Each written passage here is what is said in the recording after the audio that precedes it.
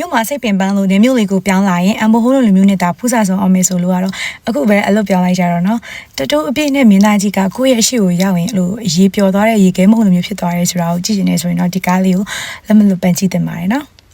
ဒီဇက်ကားထဲမှာမင်းသားကခန္ဓာကိုယ်ထွားတတူအပြည့်နဲ့အဲ့လိုရက်ွက်ထဲမှာလူစိုးတယောက်ဖြစ်တရုပ်ဆောင်ထားရပေါ့နော်မင်းသမီးကကြတော့သူကစိုးမျိုးမှာဒီဆန်ပြားဆရာမတယောက်ပေါ့နော်ဒါပေမဲ့မင်းသမီးကသူ့ရဲ့ဒီပြည့်စုံတဲ့ဘွားရဲ့နောက်ွယ်မှာသူ့ကို6လန့်နေတဲ့အဲ့လိုစိတ်ထင်တာတခုရှိရပေါ့နော်သူအဲ့ဒီအရာကနေသူကအနားယူဖို့အတွက်သူကနေမြို့လေးကိုပြောင်းလာခဲ့ပေါ့နော်အဲ့တော့ဒီဇက်ကားလေးထဲမှာတူချချက်ကကြတော့သူအချစ်ကိုပဲရိုက်ထားတစ်မျိုးအချစ်တစ်မျိုးတည်းကိုရိုက်ထားမျိုးမဟုတ်ဘဲနဲ့ပေါ့နော်ဟီလင်းဘက်ကိုအသားပေးထားတာကိုတွေ့ရတယ်ပေါ့နော်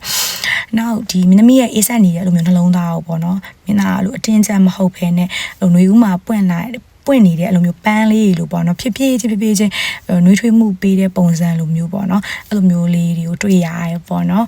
အဲကျတော့ပြုံးပြိုးကြီးနဲ့ကြည့်ရမယ့်ကားလေးပေါ့နော်နောက်ဒီကားလေးကဆမ်ဆူဆိုတဲ့မြို့လေးမှာသူတို့ဇက်အိမ်တည်ထားရပေါ့နော်အဲ့တော့ကြောင့်ဒီနေ့မြို့လေးမှာရိုက်ထားတာဖြစ်တဲ့အတွက်ကြောင့်သူကကန်းချီတွေတောတောင်ရင်မြေတဘာဝအလှတွေကိုအများကြီးတွေ့ရမယ်ပေါ့နော်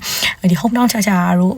နောက် welcome to Sandari တို့အဲ့လိုမျိုးကိုကြည့်ရတဲ့ vibe မျိုးရရဲပေါ့နော်ဒီနေ့သူတို့မျိုးလေးရဲ့အလားအပတွေမျိုးကန်နေရဲ့ပြောစရာအလွဲလေးတွေကိုအဲ့လိုမျိုးရိုက်ကူးထားတာမို့လို့လုံးဝစိတ်ပီစီမှုများနေတဲ့သူဆိုတော့လုံးဝကြည့်တဲ့ healy drama တစ်ခုဖြစ်တယ်ပေါ့နော်နောက်ဒီကားကအရန်ကို heavy မဟုတ်ဘဲနဲ့အဲ့လိုမျိုးပြောစရာလေးတွေရင်ခုန်စရာလေးတွေကိုရိုက်ကူးထားတာမို့လို့ပေါ့နော် weekend မှာ AC ကြည့်နေတဲ့သူတွေဆိုရင်လည်းလုံးဝမလွတ်ဖက်နဲ့ကြည့်တဲ့နေပေါ့နော်